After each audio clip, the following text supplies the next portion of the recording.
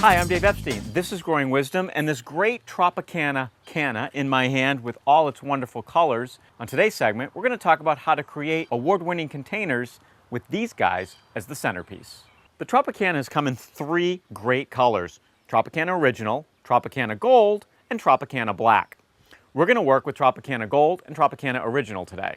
So a few things about designing containers. The container we use needs to be big enough to support this plant. I'm using one that's 12 inches across. I'll probably have to transplant it in a year or so.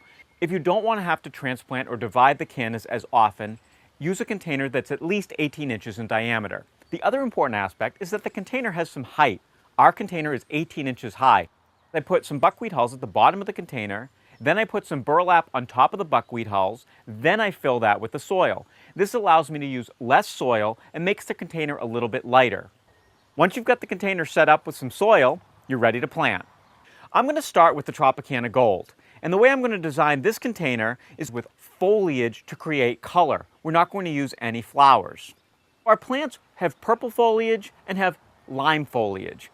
What I think that's going to do is really help to pop this plant out of the container and give it a nice clean look. When you're designing a container, you want a thriller, a filler, and a spiller. Of course, our Tropicannas are the thriller. We're going to use the foliage plants as our fillers and our spillers because they'll grow over the container and really allow it to look nice and full. Another idea would be use a mix of foliage plants and flowering plants with your Tropicannas. So we've got some small zinnias that are flowering, some petunias, and we'll design using the Tropicanna Original and we'll put some flowers around it. In the colder months, as the leaves die back from the first frost, cut them back. If you live in the coldest zones, say zone 6, 5, 4, and colder, you want to bring them inside. In the warmer climates, roughly zone 7 and higher, you can leave it in the container cut back, and as the weather starts to warm up, new growth will start to flush out. They like full sun, at least 4 to 5 hours a day, more if you can give it to them. Keep them evenly moist, although they can handle a little bit of drought.